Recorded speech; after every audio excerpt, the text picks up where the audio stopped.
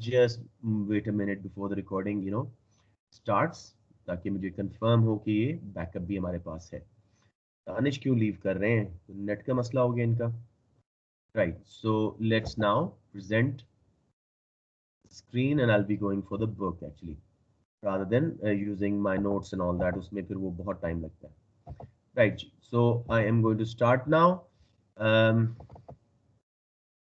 I hope I have macro AS key, AS micro, AS micro. I don't think I put it. Not good. अच्छा, चलें, quick plan B, I go to pass papers today. हमने एक question paper start किया था, मुझे अच्छी तरह याद है, उसका सेक्शन ए हमने कर लिया था, तो वो जो है मैं आपको जल्दी से जो है दोबारा करवा देता हूँ। उसका जो पार्ट बी है वो मैं आपको जल्दी से करवाता हूँ। So just bear with me. Can you see my screen, guys?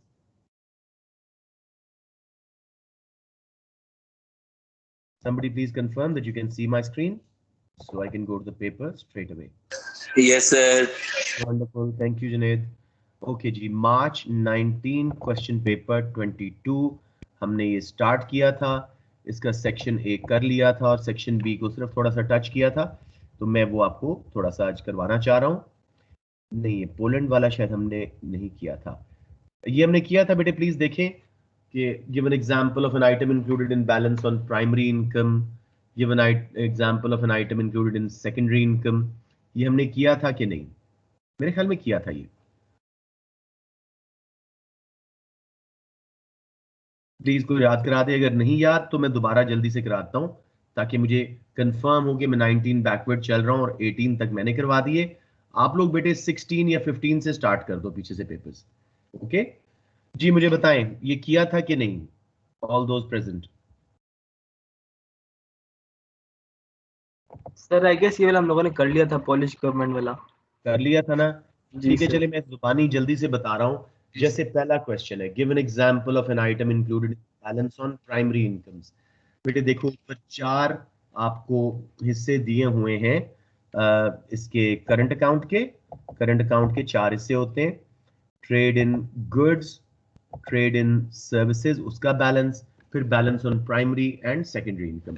तो अब मैं थोड़ा सा आपको बता दूं कि ये प्राइमरी इनकम सेकेंडरी इनकम है क्या।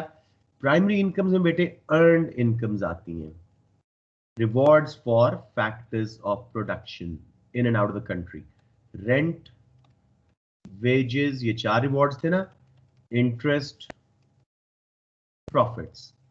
तो इसका क्या हाल है जी? एक एग्जाम्पल वो मांग रहा है 1 मार्क के लिए, तो आप कहें जी interest received from overseas banks, ठीक है, interest payment received from saving in overseas banks, ठीक है, या dividend received from shares in overseas company, इस तरह करके, ताकि उसको पता लगे कि एक्सटर्नल ट्रांजैक्शन आपको पता है। फिर जी example of an item included in balance on secondary income.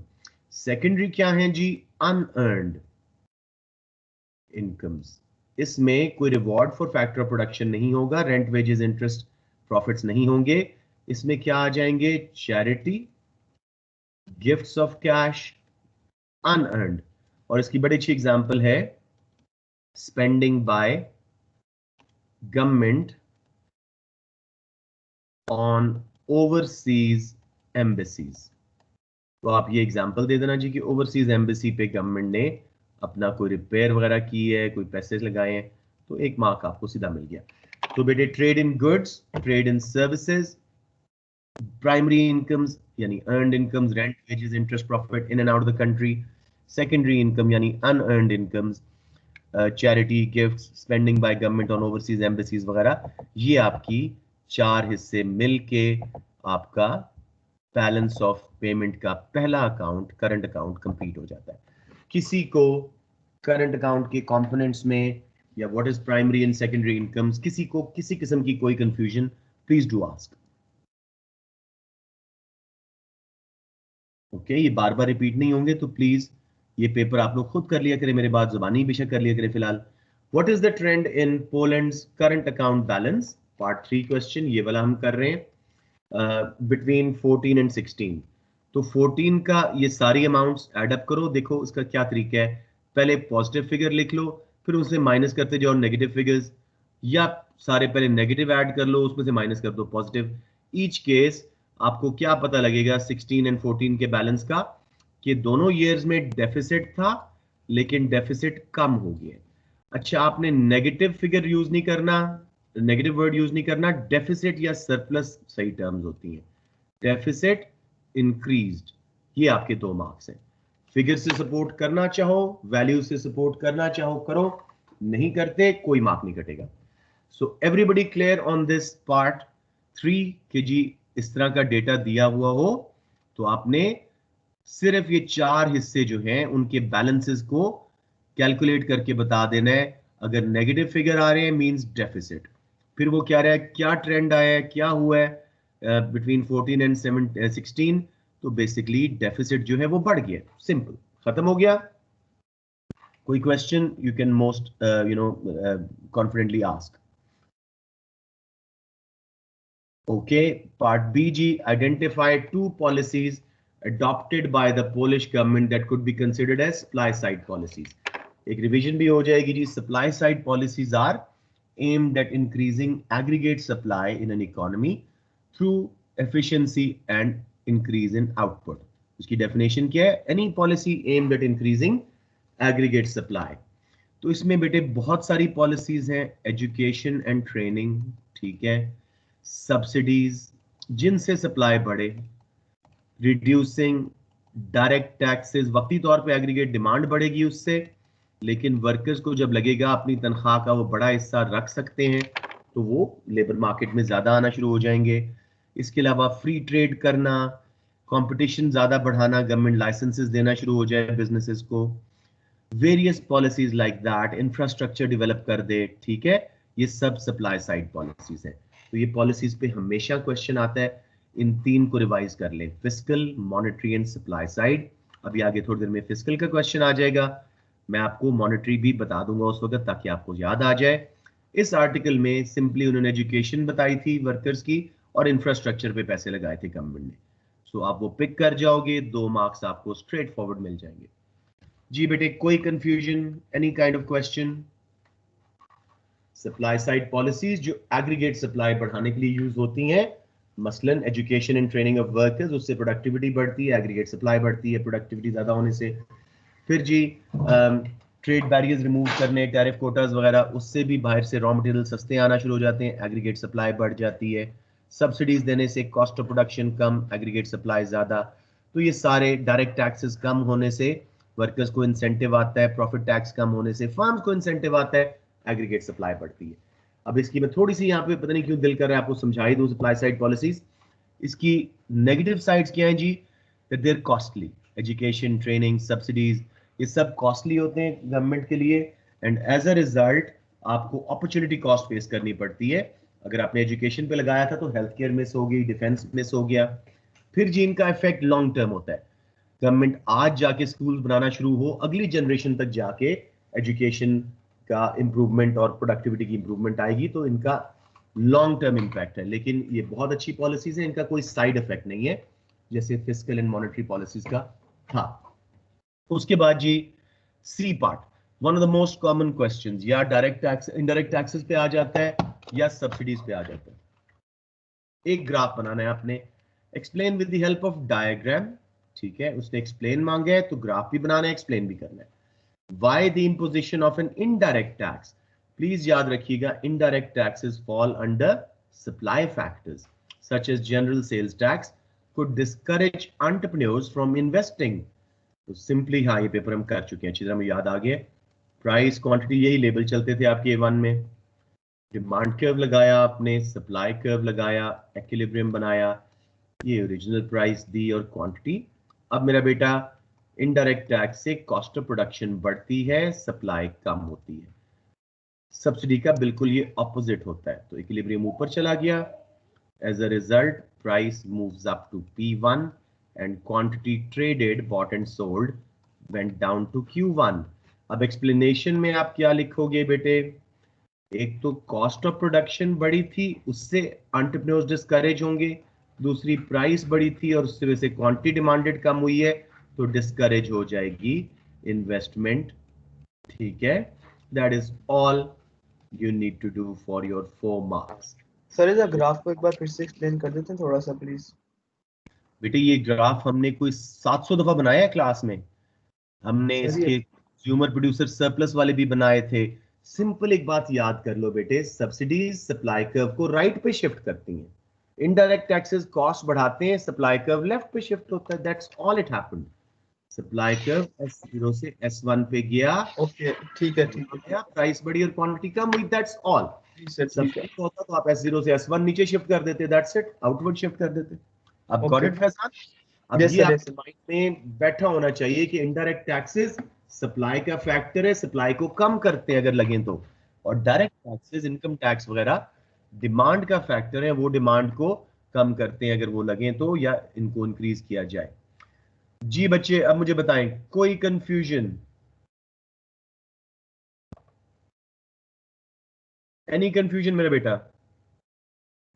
Nothing, let's move on. Okay, I think somebody is willing to join. Let me just quickly check. Yes, Talal. Oh, you have come. He said he won't be able to. Right. चले, आज तो कुछ नहीं, 19 ही है, थोड़े बच्चे। Right, let's move on. That's that जी। उसके बाद D part देखें। Consider using extract 2 the likely changes in Poland's aggregate demand in 2017. Aggregate demand एक बहुत important concept है आपके A2 का। इसके 4 हिस्से थे, C plus I plus G plus X minus M, यही आपका GDP है। C for consumer spending, I for investment by firms, G for government spending, X minus M exports minus imports, यानी करंट अकाउंट का balance. तो basically इनमें किसी में भी इजाफा हो तो एग्रीगेट डिमांड बढ़ेगी, इनमें किसी में भी लीकेज आए कम हो तो एग्रीगेट डिमांड कम होगी। तो अब हम जल्दी से एक्सट्रैक्ट पे जाते हैं, सिर्फ इस क्वेश्चन के लिए एक्सट्रैक्ट की जरूरत थी। अब देखो बेटे, सेकंड एक्सट्रैक्ट उसने कहा था, मैं आपको सीधा सीधा आंसर पे लेके जा रहा हूं। Outlook for 2017 was also gloomy, concerns regarding the global economy and domestic economic policy. एक पॉइंट ये कि aggregate demand is likely to fall because in 2017 the outlook for future is not good. Domestic economic policy is not and global economy is suffering and domestic economic policy is not well designed. ठीक है, फिर जी वो कह रहे हैं a significant slowdown in economic activity expected throughout the year। ये भी आपके हक में कि एग्रीगेट डिमांड गिरने वाली है। 16 को पिक नहीं करना बेटे, ये सारा 16 है, हमने 17 पे बात करनी है। फिर ये 17 आया, outlook for 17 was not any better and the fall in net export was expected. X minus M part of AD गिरेगा तो उससे भी एग्रीगेट डिमांड गिरेगी, कंजम्पशन वगैरह कम होगी उसके रिजल्ट में। अब उसने उसकी उल्टी साइड पे बता दिया कि public spending was one possible way in which Poland's growth could have been boosted. Government can increase the budget deficit. Budget deficit क्या होता है? टैक्सेस से जो रेवेन्यू आ रहा है और गवर्नमेंट जो स्पेंडिंग कर रही है वो रेवेन्यू कम आ रहा है और स्पेंडिंग ज्यादा हो रही है, एक्सपेंशनरी फिस्कल पॉलिसी। तो यहां से स्टिमुलेटिंग एक्शंस आ सकते हैं, ये उसकी उल्टी साइड थी। तो that is how you gonna do that question number 4 mark वाला। Extract suggest 2017 aggregate demand is likely to fall. A, the outlook looks gloomy and international global economy is also suffering. B, X minus M exports minus import resulted in poor performance. As a result, again, aggregate demand is likely to fall. फिर उन्होंने एक और कोई इसकी negative बात की थी कि इन्वेस्टमेंट नहीं कर रही कंपनीज, वो लिख दीजिए। उल्टी साइड भी लिखिए, however, if the government increases the budget deficit, expansionary fiscal policy, spends more and takes less taxes, that might boost aggregate demand. Clear बच्चों? किसी किस्म का कोई मसला इस पेपर में?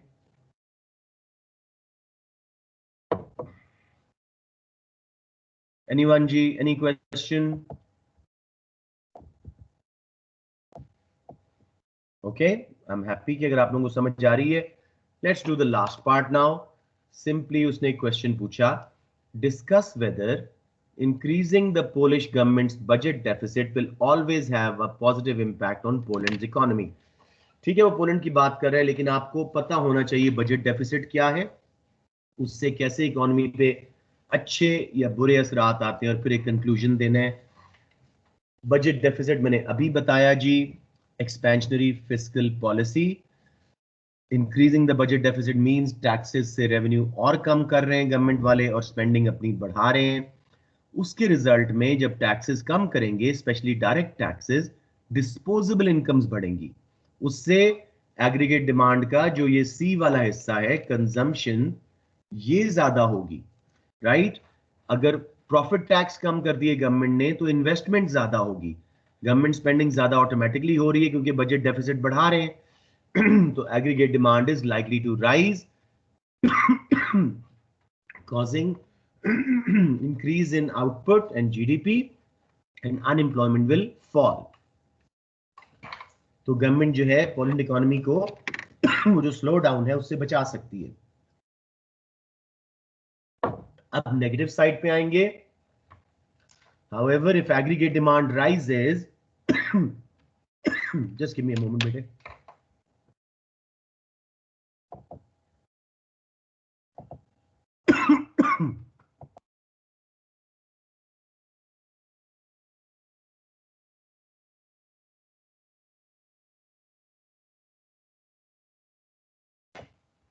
Just had a really bad cough attack, तो मैंने कहा पहले वो कर लूं उसके बाद आता हूँ। राइट जी, अब तसल्ली से समझें नेगेटिव साइड इसकी, वही जो फिस्कल पॉलिसी की नेगेटिव साइड्स हैं। एग्रीगेट डिमांड बढ़ेगी, अगर एग्रीगेट सप्लाई नहीं बढ़ सकी तो कौन सी इन्फ्लेशन आएगी जी? डिमांड पुल इन्फ्लेशन, ठीक है। साथ में एग्रीगेट डिमांड बढ़ाने के चक्कर में आप अपने मुल्क में क्या उसका नाम है, इनकम्स बढ़ाएंगे। इनकम्स बढ़ने से इंपोर्ट्स ज्यादा होंगी। अगेन ये एग्रीगेट डिमांड के 4 हिस्सों से खेलते जाओ, आपका आंसर आ जाता है मैक्रो का। इंपोर्ट्स बढ़ेंगी, उससे current account X minus M जो है आपका डेफिसिट में जा सकता है। कंक्लूजन जी, it will depend on how well the government applies the policy. There is a time lag in these policies, साल 2-3 साल लग जाते हैं बिफोर दे बिकम इफेक्टिव, ठीक है जी। दैट इज इट, कि कितना अच्छी गवर्नमेंट ने इसको अप्लाई किया, कितना टाइम लगेगा कि ये सक्सेसफुल हो, that will decide whether the impact was positive और नॉट। किसी को अब ये फिस्कल पॉलिसी की एक रिवीजन सी होगी आपकी, कि budget deficit means less taxes ले रही है गवर्नमेंट और स्पेंडिंग बढ़ा रही है। अब टैक्सेस कम होने से, स्पेशली डायरेक्ट टैक्सेस कम होने से डिस्पोजेबल इनकम बढ़ रही है, उससे कंजम्पशन बढ़ रही है। और अगर प्रॉफिट टैक्स कम किया था, इन्वेस्टमेंट बढ़ जाएगी, गवर्नमेंट स्पेंडिंग ऑलरेडी ज्यादा कर रही है। 3 इंजेक्शंस आएंगे, एग्रीगेट डिमांड बढ़ेगी, लेकिन अगर उससे हमारा जीडीपी बढ़ेगा, अनएम्प्लॉयमेंट कम होगी, इनकम्स, लिविंग स्टैंडर्ड्स, ये लिख के उल्टी साइड पे। लेकिन अगर एग्रीगेट सप्लाई नहीं बढ़ सकी, हम फुल एम्प्लॉयमेंट पे थे, तो डिमांड पुल इन्फ्लेशन आ जाएगी। साथ में इनकम्स बढ़ने से इंपोर्ट्स ज्यादा होंगी, तो उससे हमारे मुल्क की करंट अकाउंट सफर कर सकता है, एक्स माइनस एम। लास्टली जी, how successful the economy will, government will be, will depend on how good they are at applying their policies and how quickly they can do it, because normally with fiscal policy there is a long time lag. Ji bachas, all clear? Varna, do ask me a question if any of you has any doubts about any of these things. ये ना हो कि कल कोई और paper आए और budget deficit का वर्ड आए और आप लोग कहें सर ये क्या था। तो just learn it properly please, और साथ में अपनी रिवीजन तेज करो please. Let's move on to section B now. अब मैं 1 by 1 क्वेश्चन करवा रहा हूं। मुझे पहला वाला बहुत सिंपल लगा है, this should get you a lot of marks. Show how a PPC can be used to explain scarcity, choice and opportunity cost. आसान तरीन क्वेश्चन है, 8 मार्क का, लेकिन आप लोग ना जरा हट के लिखते हो थोड़ा सा, तो मेरे पास इधर जगह है, आई थिंक हो जाएगा ये question. Show how a PPC can be used to explain scarcity, choice and opportunity cost. तो 2A का हम स्केच बनाते हैं जी। नॉलेज एंड अंडरस्टैंडिंग के 2 मार्क्स हैं, उनको कैसे लेंगे? सबसे पहले पीपीसी को डिफाइन कीजिए। What is it? A curve that shows all possible combinations of two goods that an economy can produce. Relax करके समझें, इसके 2 हिस्से हैं डेफिनेशन के। A curve that shows all possible combinations of two goods that an economy can produce. अब दूसरा हिस्सा, using all its resources efficiently or with a given state of technology, आखिरी पार्ट है। तो please learn this definition. PPC एक ऐसा curve है जो दो गुड्स के सारे पॉसिबल कॉम्बिनेशन दिखा रहा होता है, जो इकोनॉमी अपने रिसोर्सेज फुली एफिशिएंटली यूज करके बना सकती है, लेकिन हम अज्यूम करेंगे टेक्नोलॉजी चेंज नहीं हो रही। तो आपने पीपीसी को डिफाइन किया, 2 मार्क्स आ गए आपके, इस केस में 1 है, दूसरा मार्क आपको ग्राफ में है। तो मैं पहले आप करवा रहा हूं आपको कि पीपीसी स्कार्सिटी कैसे दिखाता है। इसमें कुछ बड़े गलत आंसर्स मुझे देखने में मिलते हैं बच्चों के, although I keep reiterating the same concept. जी पीपीसी के लेबल्स, जी कोई 2 goods, consumer and capital goods कर लें, मिलिट्री गुड्स कर लें, जो दिल करता है, गुड ए एंड बी कर लें, कंज्यूमर गुड्स और इधर कैपिटल गुड्स। राइट मेरा बच्चा, ये आपने कर दिए। अब आप एक पीपीसी ड्रॉ करें, ठीक है, उसको कोई भी लेबल कर दें, ए बी या 10-20। एक पॉइंट पीपीसी के बाहर लगाएं अगर आपने स्कार्सिटी शो करनी है, और बताएंगे कि point C is beyond production possibilities, ठीक है, हेंस पीपीसी बिकम्स, ये बड़ा क्रिटिकल है ये मार्क्स के लिए, यहां पे प्रोडक्शन पॉसिबिलिटी फ्रंटियर बॉर्डर, कि हम we can produce inside PPC on PPC, लेकिन सी पे हम क्यों नहीं जा सकते, लिमिटेड रिसोर्सेज हैं। तो ये आपके स्कार्सिटी के मार्क्स यहां पे पूरे हो गए। आपने पीपीसी बनाया, एक पॉइंट बाहर लगाया, बताया कि हम सारे पॉइंट्स पे बना सकते हैं पीपीसी के inside on PPC, but we can not make on point C because it's beyond our production possibilities. Now PPC has become production possibility frontier. There's a limited resources available, hence we cannot go beyond a certain limit of production. तो PPC एक frontier या border बन जाता है। किसी बच्चे को इस concept में problem?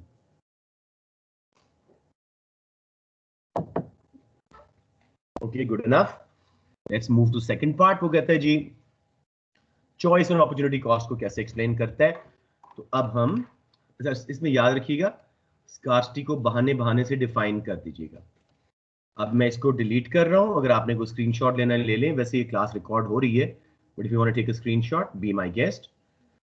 दूसरा पार्ट जी, मैं इसको अभी रेज करके जा रहा हूं to show how PPC shows choice and opportunity cost. वो एक ही ग्राफ में हो जाएगा, और ये रिपीट होते हैं बेटे, बार बार ये क्वेश्चन आते हैं।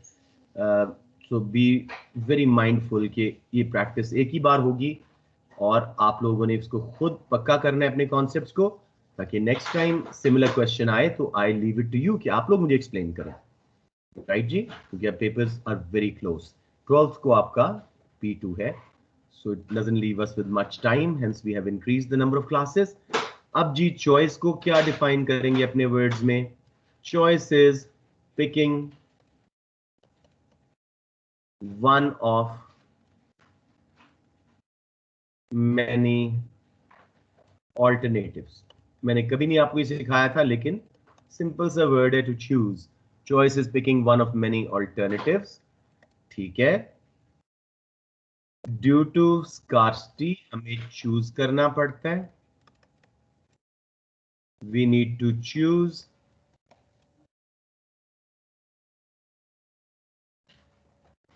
what to make, ठीक है। This is shown by a movement along PPC। अब मैं बना के भी दिखाऊंगा आपको PPC। ये लाजमी टर्म लिखनी है, we reallocate resources from one good to another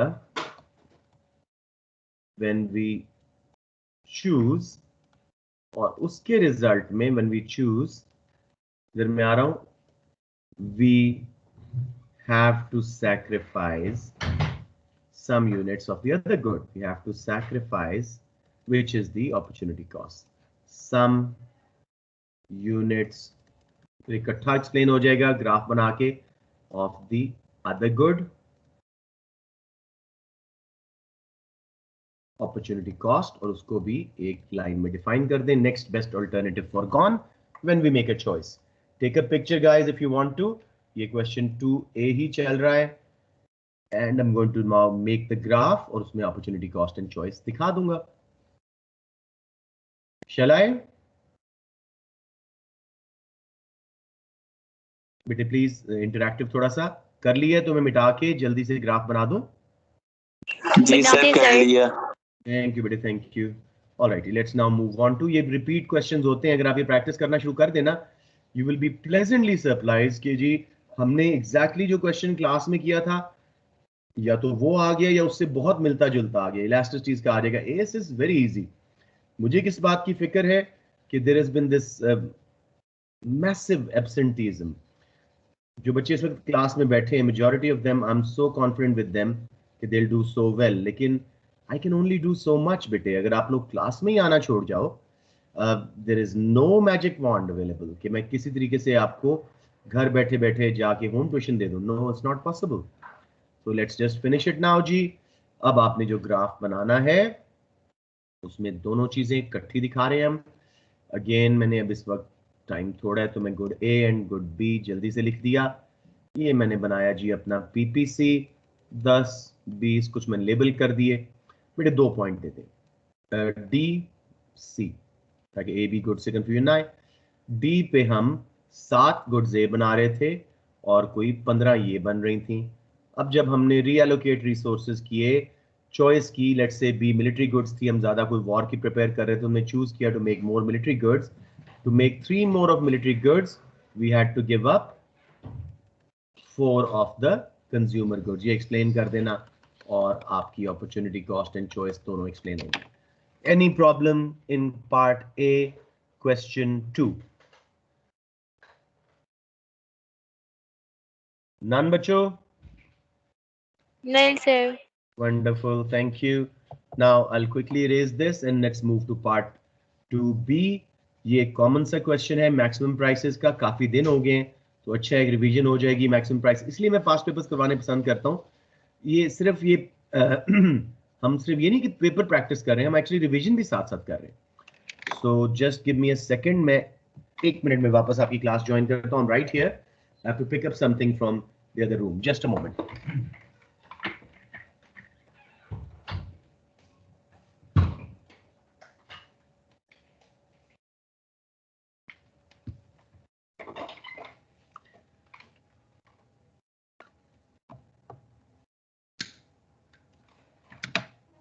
Right, Bacho. So I'm back now. Discuss whether the imposition of maximum prices. ये मैं question को कर रहा हूँ. B part, whether the imposition of maximum prices can improve allocation of resources, scarce resources. उसने हमें एक challenge दिया है कि बताएं maximum price को समझते हैं आप और क्या उनके लगने से resource allocation improve होती है या खराब होती है. So this is a straightforward question. Do I have any blank page here? No, I'll have to go to my, I'll have to go to my, कहीं जगह मैं पूरी अगर देख लूँ, नहीं, मुझे वहीं जाना पड़ेगा अपने नोटपैड पे. तो I'll quickly copy the question ताकि हमें एंड टाइम पे क्वेश्चन से रेफर करना पड़े तो मसला ना आए. तो ये मैं सेकंड करवा रहा हूँ और आपको मैं जितना मैक्सिमम करवा सका थर्ड क्वेश्चन भी करवा दूंगा और फोर्थ वाला भी अच्छा क्वेश्चन है. कम से कम ये मैंने करवा दिया था शायद, या फोर्थ वाला मैंने आप लोगों को करवा दिया था. तो जो एब्सेंट थे वो थोड़ा सा देख लीजिएगा वो वीडियो जो मैं पोस्ट करूंगा. So I am on question 2 part B और मैं आपको करवाने लगा हूं. Let's move on to notepad and quickly do this. ये हमने क्लास में बहुत प्रैक्टिस की थी. इंशाल्लाह you'll be fine. Let me now paste it. Sorry, Control V. Yes, बहुत छोटा लिखा हुआ, इसको मैं जरा बड़ा कर दूं आपके लिए और इसको हम 20 कर देते हैं जी. उप्स, इसको सारा लेजी कर दिया. चले मैं दोबारा करता हूं और इसको मैं अब सही साइज पे लेके आता हूं.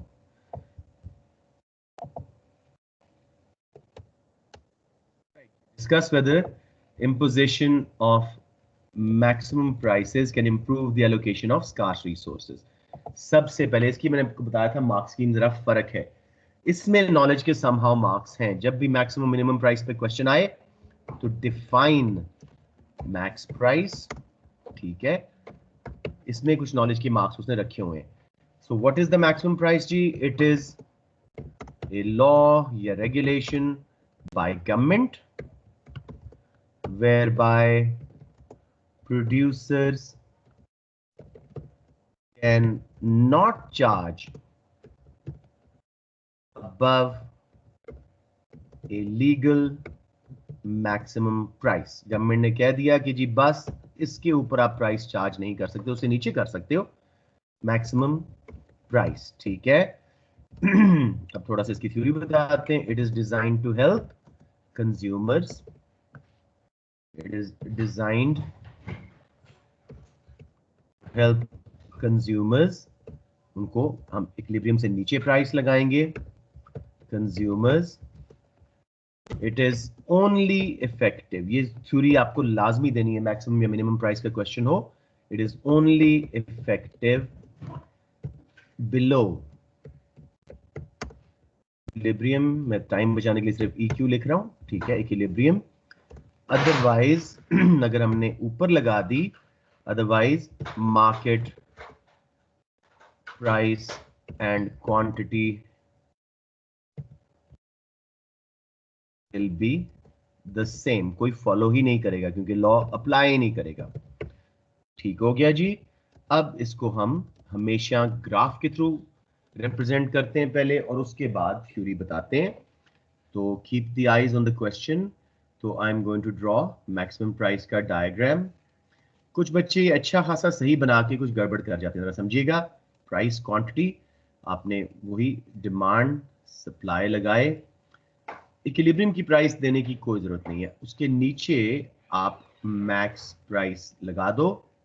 अब जब आप सप्लाई कर्व तक आए, इसको एक पॉइंट दे दो, सिर्फ Q0 सप्लाई हो रहा है और डिमांड Q1 तक पहुंच गई है, इसको B पॉइंट दे देते हैं, राइट जी। तो Q0 से Q1 शॉर्टेज है। अब इसी को एक्सप्लेन करने का हमें काफी मार्क्स मिल जाएंगे। पहले हम 2 मार्क्स ले चुके हैं, what maximum prices are, and उसका ग्राफ बना के। उसके बाद कुछ बेनिफिट्स जो कि बहुत कम है, बेनिफिट्स के कैसे रिसोर्स एलोकेशन बेहतर करती है। It improves resource allocation, allocation means इस्तेमाल करना, as some poor and needy will be able to afford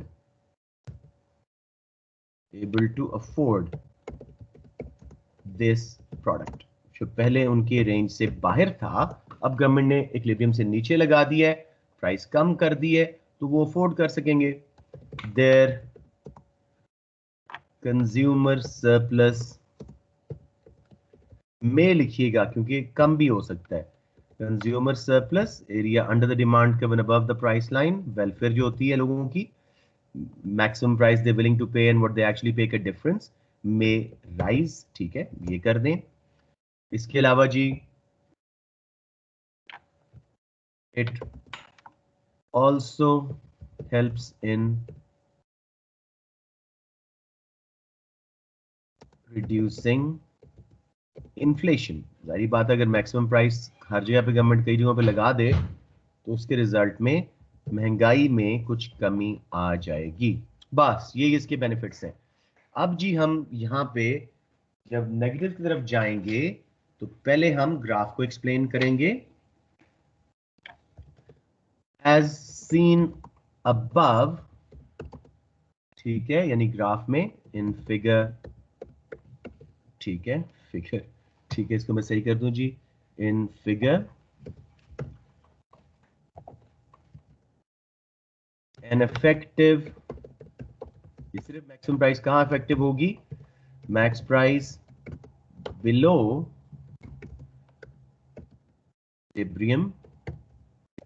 equilibrium will cause shortage as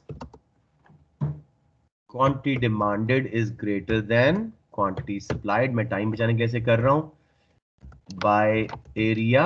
अब चाहे आप A to B लिखें, जो मैंने ऊपर लेबल किए हुए हैं जैसे आप कर देंगे, और आप Q0 to Q1 लिखें। ईच केस बात तो वही है, आपने वो एरिया हाईलाइट कर दिया। अब ये आपको स्कोरिंग आ रही है, इस रिसोर्स एलोकेशन पे आ रहे हैं। शॉर्टेज हुई है, some kind of rationing mechanism. Rationing means first come first serve, या लाइन में लग के लो। some kind of rationing mechanism will have to develop, कुछ स्पेलिंग मैंने गलत किया, yes, will have to develop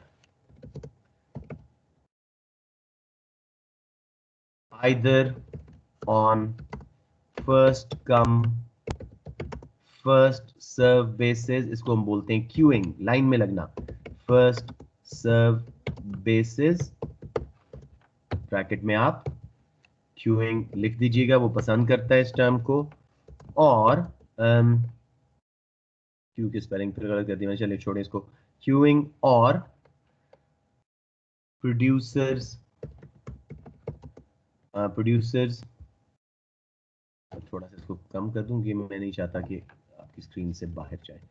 और producers will give the produced items, जितने वो बनाए हैं उन्होंने 0Q0 तक, produced items to favorite customers। ठीक है जी, अपने वाकफों को, अपने फेवरेट कस्टमर्स को उन्होंने उठा के दे दी, जिनका ताल्लुक था, कांटेक्ट था, वो ले गए, बाकी नहीं ले सके। ठीक है, राइट जी। अब इसका जो मेजर मसला है रिसोर्स एलोकेशन में, it might cause black markets. ठीक है, ये मैं आपको क्लास में बड़ी डिटेल में करवा चुका था। Hidden economy, black markets, where producers and consumers will trade unofficially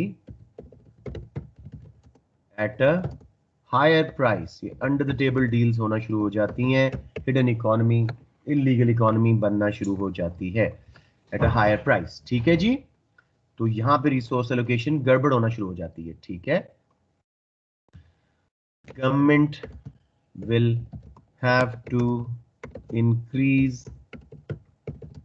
policing and cost will rise। policing means ज्यादा, not just police itself, वो जो मार्केट कमेटीज हैं, जो ऑफिसर्स वगैरह इसको देखते हैं, उनको ज्यादा हायर करना पड़ेगा।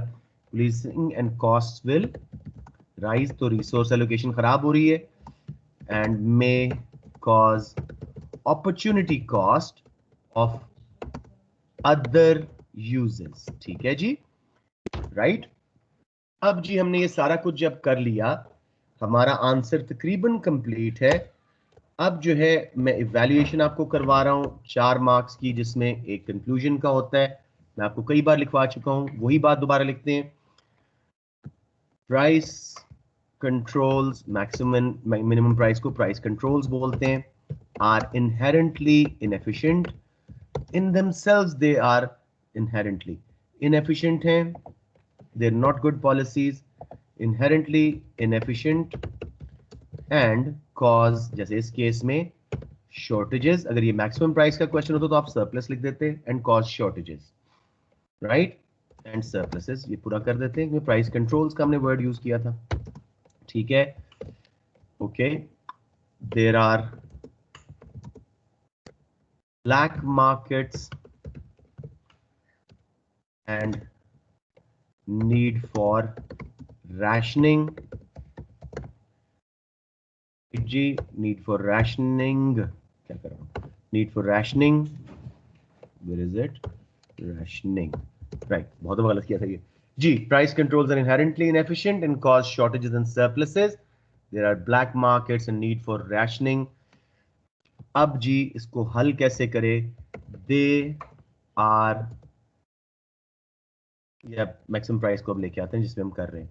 Max price can only B sustained, यानी इसको कैरी किया जा सकता है, कैन ओनली बी इफेक्टिव कर लो if government supplies the shortage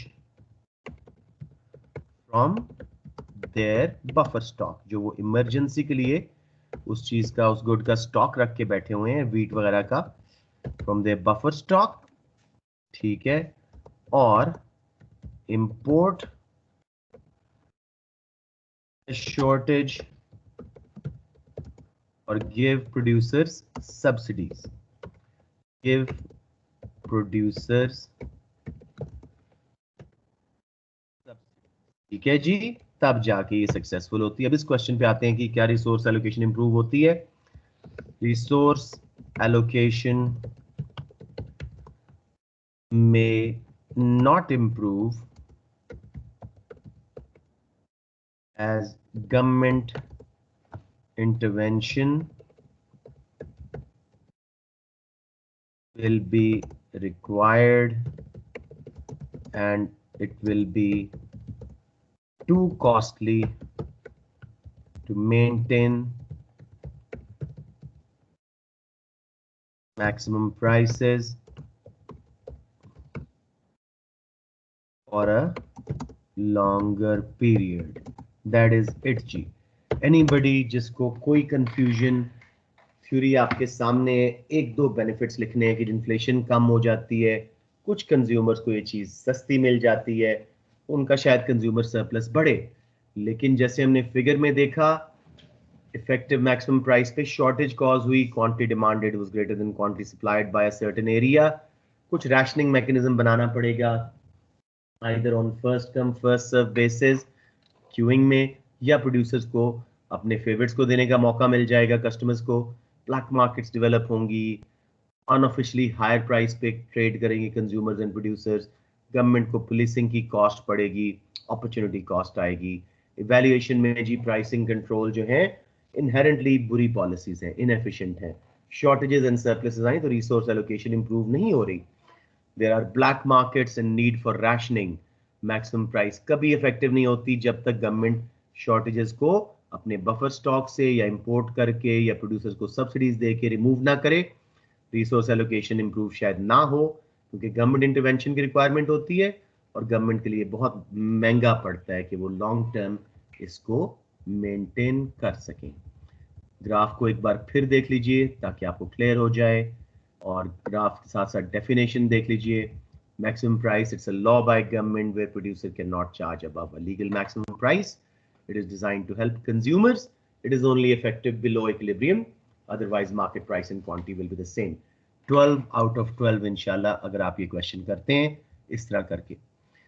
आपने बुक्स में भी लिखा हुआ है, कॉपीज में अपनी लिखा हुआ है notes. Otherwise if you want to take screenshots let me know, मैं ऊपर नीचे कर देता हूँ स्क्रीन को। बताएं, do you need to take screenshots और यू गुड?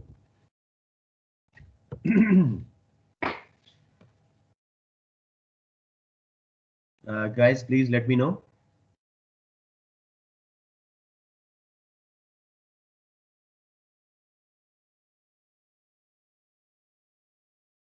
Hello. छोड़ गए आप सारे? यस सर, नहीं जरूरत स्क्रीनशॉट्स की। जरूरत नहीं है, ओके, प्लीज जल्दी से बता दिया करो। ओके जी, सो दैट इज डन। हमारा ये नोटपैड हम बंद करते हैं। ये देखो, 3 में से आपने एक क्वेश्चन करने, ऐसा एक क्वेश्चन आपको मिल जाए आपके लिए बड़ा इजी हो जाएगा। पार्ट 3A देखिए, मेरा फेवरेट है इलास्टिसिटी, तो इसलिए मैं इसका क्वेश्चन जरूर करवाता होता हूँ। पार्ट 3A जरा देखें। Explain how knowledge of a goods price elasticity of demand can help a business to assess the effects of price changes for that good on its total revenue. अब वो क्या कह रहा है, आपकी जो की टर्म है वो है प्राइस इलास्टिसिटी ऑफ डिमांड। फिर वो कहता है जी कि किस तरह हेल्प करती है प्रोड्यूसर को कि वो अपना टोटल रेवेन्यू असेस कर सके थ्रू पीईटी। 8 मार्क का क्वेश्चन है, नॉलेज के 2, एप्लीकेशन के 6। मैं आपको जल्दी से अगर ये करके दिखा दूं यहीं पे तो आपके लिए काफी आसान हो जाएगा। मैं सिर्फ अब मार्क स्कीम के तौर पे आपको करवा रहा हूँ। 3A सबसे पहले define PED. I am confident कि most of you know it. फिर भी अगर नहीं आती डेफिनेशन तो फॉर्मूला को इंग्लिश में लिख दें। फॉर्मूला क्या होता है? Percentage change in quantity demanded over percentage change in price. इसी को इंग्लिश में लिखते हैं जी। It is the percentage change in quantity demanded divided by the percentage change in price, right. और इंग्लिश के अगर सही डेफिनेशन करना चाह रहे हैं तो it's the measure of responsiveness of quantity demanded to a change in price। Please याद रखिएगा हर इलास्टिसिटी में प्राइस इनकम वगैरह नीचे आएगी, दूसरा वेरिएबल जो कॉजिंग वेरिएबल है और जो इफेक्टेड वेरिएबल है जैसे क्वांटिटी डिमांडेड क्वांटिटी सप्लाइड वो ऊपर आएगा, राइट मेरा बेटा। ये हो गया। उसके बाद अब अगर हम क्वेश्चन पे जाएं स्ट्रेट फॉरवर्ड तो वो कह रहा है जी कि बिजनेस को कैसे रेवेन्यू असेस करने में मदद देता है। ऑल्दो रिक्वायर्ड नहीं है, मैं यहाँ पे रेवेन्यू को डिफाइन कर दूंगा। वो क्या होता है जी? Income earn from selling goods and services price multiplied by quantity, ठीक है, सोल्ड। तो ये हमारा रेवेन्यू होता है। अब आपको वो एप्लीकेशन में क्या चाहता है आपसे, उसको आपको पता हो कि इलास्टिक डिमांड है तो प्रोड्यूसर कैसे एस्टिमेट करता है? If elastic demand producer should cut price। अगर डिमांड आपकी इलास्टिक है, बहुत सारे सब्स्टिट्यूट्स हैं, तो प्राइस कट करें। अब ये परसेंटेज का या प्रोपोर्शनेट का वर्ड जरूर लिखना है। ए स्मॉलर परसेंटेज या proportionate fall in price will lead to a greater percentage या proportionate rise in quantity demanded, revenue will rise। और यहां पे उल्टा भी लिख लें, बट उसने वर्ड असेस का यूज किया, but if he raises price revenue will fall। तो जी असूलन हमें यहाँ 3 मार्क्स मिलने चाहिए थे, लेकिन जब इसकी मैंने मार्क्स स्कीम स्टडी की, उसने कहा जी कोई तीसरी इलास्टिसिटी भी बताए, यूनिटरी वगैरह कोई, तो उसने 2 मार्क्स दिए आपको इलास्टिक पे एप्लीकेशन के। फिर इन इलास्टिक अगर डिमांड है तो आप ऑलरेडी जानते हैं ही शुड रेज प्राइस, क्योंकि कोई ब्रांड इमेज वाली प्रोडक्ट है, कोई नेसेसिटी है, कोई सब्स्टिट्यूट्स नहीं है उसके, ठीक है, एडिक्टिव प्रोडक्ट है, तो you should raise price. Greater percentage rise in price will lead to a smaller, again percentage का साथ जरूर लिखना है, percentage fall in QD, revenue will rise। और यहाँ पे but भी दे दें, but if he reduces price तो revenue कम हो जाएगा। ठीक है बेटे, कोई कंफ्यूजन? अब मैं यूनिटरी का करवा दूं लास्ट पार्ट आपको, तो हैव सम स्पेस, इसको मैं मिटाता हूं और आपको वो लास्ट पार्ट करवाता हूं यूनिटरी का, ताकि उसके भी हमें 2 मार्क्स मिल जाएं। ये कभी कभी करता है, इसकी मार्क्स स्कीम में अजीब सी ना गड़बड़ होती है, but it's okay, we have to deal with them. तो हम इसको सॉल्व कर देते हैं। तो ऑलवेज जब वो असेस रेवेन्यू की बात करें तो इलास्टिक इन इलास्टिक के साथ यूनिटरी या कोई परफेक्ट इन इलास्टिक कोई और लेके आ जाओ। तो अब आप अच्छी तरह जानते हैं फ्रॉम A1, अगर याद है तो। अब मैं उसको करवा रहा हूं जी। If demand is unitary elastic, यानी PD is equal to 1 unitary elastic, he should not change the price not change the price। क्यों? any percentage change in price will cause the same percentage change in quantity, revenue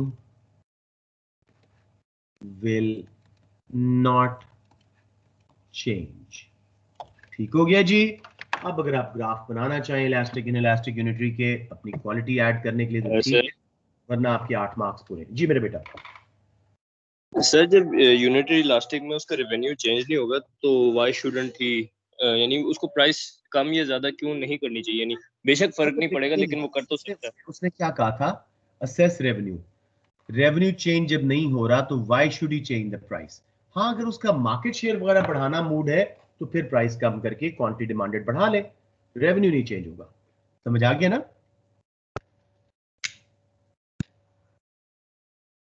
for increasing revenue he can not change price, because जितनी price बढ़ाएगा उतनी quantity गिर जाएगी, उतने percent, जितने percent price कम करेगा उतनी क्वांटिटी बढ़ जाएगी, तो रेवेन्यू उतना ही रहेगा। लिहाजा यूनिटरी इलास्टिक में प्राइस चेंज करना रेवेन्यू चेंज नहीं करेगा। गॉट इट मेरा बेटा? फिलहाल कुछ कंफ्यूजन? ओके, एनीबॉडी जी, एनी कंफ्यूजन? ओके जी बेटे। सर तो यूनिटरी इलास्टिक जो लोगों की होती है, आपकी आवाज कट गई बेटे, दोबारा बताएं। सर जो लोगों की यूनिटरी डिमांड होती है अपने प्रोडक्ट के लिए, वो फिर कैसे ज्यादा करते हैं अपना रेवेन्यू? देखो, लाइक आई टोल्ड यू कि रियलिटी में unitary is a very hypothetical situation. बहुत ही रेयरली किसी फर्म की हो तो कि हर दफा जितनी प्राइस कम कर रहा है उतना रेवेन्यू बढ़ रहा है, ठीक है ना? सो इनके लिए क्या ऑप्शन है, दे शुड एडवर्टाइज। अगर यूनिटरी आ जाए, एडवर्टाइज करें, यूनिक सेलिंग प्रोडक्ट्स बनाएं, उससे पॉइंट्स ऐड करें उसमें, उससे इनइलास्टिक हो जाएगी डिमांड, फिर प्राइस बढ़ा के रेवेन्यू बढ़ाओ। गॉट इट ना? Unitary is a theory, reality में किसी भी प्रोडक्ट की मुसलसल यूनिटरी इलास्टिसिटी नहीं होगी कि जितनी वो प्राइस कम कर रहा है उतनी ही डिमांड एग्जैक्ट सेम प्रोपोर्शन में बढ़ रही है, या vice versa. Got it Manoor? जी सर, ठीक है, थैंक यू जी, welcome. Any question? This is 8 marks question done. Kind of running out of time. मैं एक नजर मार लूं क्वेश्चन पे कि उसकी क्या पोजीशन है। बी पार्ट की, discuss whether indirect taxes and subsidies could be used to improve consumption of merit and demerit goods if the demand for both of these goods is price inelastic. Good question. ये मैं आपको करवाऊंगा next class में, यानी कल, और Sunday को हम रिवीजन कर लेंगे ताकि हमारा ये पेपर कंप्लीट हो जाए ना। अब देखो 19 सर ये थोड़ा सा ऊपर कीजिएगा, मैं एसएस ले लूं। Sure sure. ये वाला बेटे रेवेन्यू वाला, यूनिटरी वाला?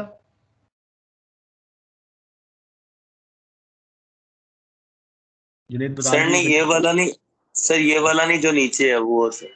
नीचे वाला इलास्टिक इन इलास्टिक वाला, ये